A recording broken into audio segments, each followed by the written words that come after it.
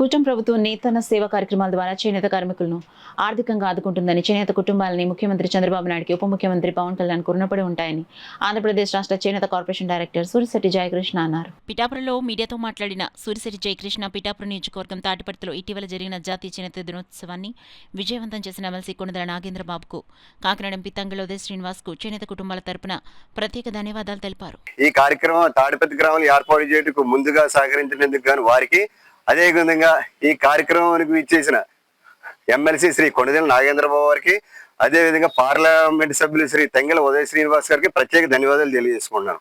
అలాగే ఈ కార్యక్రమానికి నాకు సహకరించిన తాడిపత్రి గ్రామ జన సైనికులకి, అలాగే తాడిపత్రి గ్రామ చేనేత కుల బాంధువులందరూ కూడా ప్రత్యేక ధన్యవాదాలు తెలియజేస్తున్నాను. ఈ కార్యక్రమాన్ని ఇంతటి ఘన విజయాన్ని నమోదు చేసినందుకు కానీ ప్రత్యేకంగా పేరు పేరున ప్రతి ఒక్కరికి ధన్యవాదాలు తెలియజేసుకుంటున్నాను. అలాగే ఆ రోజు రాష్ట్ర వ్యాప్తంగా చేనేత దినోత్సవం పురస్కరించుకొని గౌరవ సీఎం గారు శ్రీ నారా చంద్రబాబు నాయుడు గారు, అదేవిధంగా డిప్యూటీ సీఎం శ్రీ కొణిదెల పవన్ కళ్యాణ్ గారు చేనేత కుల బాంధవులందరికీ నేతన్న సేవ కింద సుమారు 25,000 రూపాయలు నేతన్న సేవా పథకం విడుదల చేయడం జరిగింది.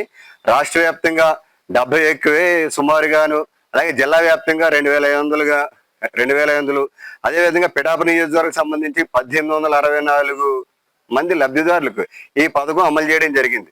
అలాగే ఈ పథకానికి సంబంధించి ఇంకా ఎవరైనా అర్హులు ఉన్నట్లయితే పూర్తిగా మగ్గం ద్వారా అర్హులు కలిగిన వారికి, ఎవరైనా ఈ పథకం రాని వారు ఉంటే కనుక ఈ పథకం వారు వాయా జిల్లా హ్యాండ్లూమ్ శాఖ ఏడీ గారికి కానీ, అలాగే ఫీల్డ్ ఆఫీసర్ కానీ సంప్రదించవలను.